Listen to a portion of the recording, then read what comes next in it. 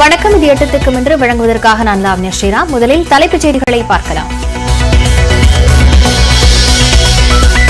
சாதி மத கலவரங்களை ஏற்படுத்தி திமுக ஆட்சியை அகற்ற சதி செய்கிறார்கள் என முதலமைச்சர் மு.க.ஸ்டாலின் குற்றச்சாட்டு.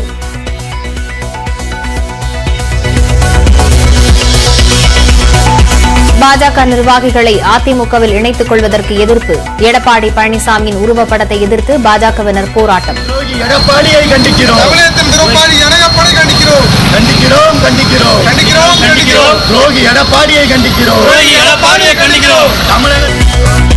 இபிஎஸ்ஐ துரோகி என விமர்சித்தும் போஸ்டர்.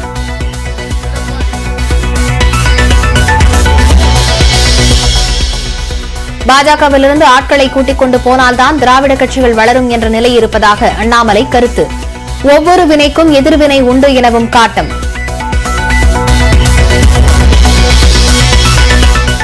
நோட்டாவை விட குறைந்த வாக்குகள் வாங்கிய கட்சி. பாஜகவை கடுமையாக விமர்சித்த அதிமுக நிர்வாகி சிங்கை ராமச்சந்திரன்.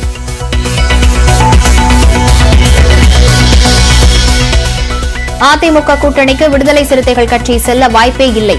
விடுதலை சிறுத்தைகள் கட்சித் தலைவர் திருமாவளவன் மீண்டும் திட்டவட்டம்.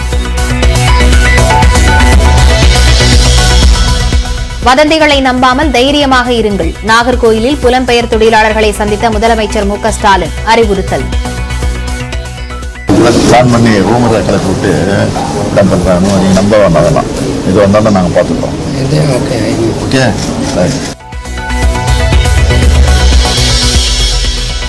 பாஜகவின் பி டீம் அரசியலை தமிழ்நாட்டில் செய்ய வேண்டாம். லோக் ஜனசக்தி தலைவர் சிராக் பாஸ்வானுக்கு திமுக எம்பி ஆர் ராசா கண்டனம். பீகார் முதலமைச்சர் நிதிஷ்குமாருடன் திமுக நாடாளுமன்ற குழு தலைவர் டி.ஆர். பாலு சந்திப்பு. புலம்பெயர் தொழிலாளர் விவகாரத்தில் அரசு மேற்கொண்டு வரும் நடவடிக்கைகள் குறித்து விளக்கம்.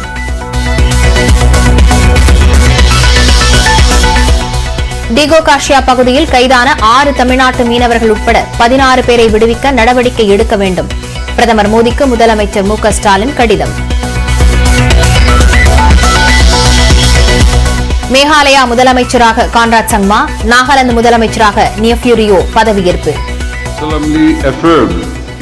That I will bear true faith and allegiance, discharge my duties as Chief Minister of the state. இரு விழாக்களிலும் பங்கேற்ற பிரதமர் நரேந்திர மோடி. திருநெல்வேலியில் தமிழில் குடமுழுக்கு நடத்துவது தொடர்பான கருத்து கேட்பு கூட்டத்தில் வாக்குவாதம். சுகி சிவம் தமிழ் பாடல்களை பரிந்துரைக்க இந்து முன்னணி உள்ளிட்டோர் எதிர்ப்பு.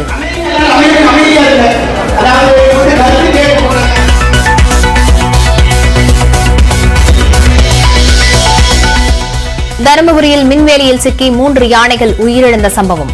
விவசாயி மீது குண்டர் சட்டத்தில் நடவடிக்கை எடுக்க மாவட்ட ஆட்சியருக்கு பரிந்துரை.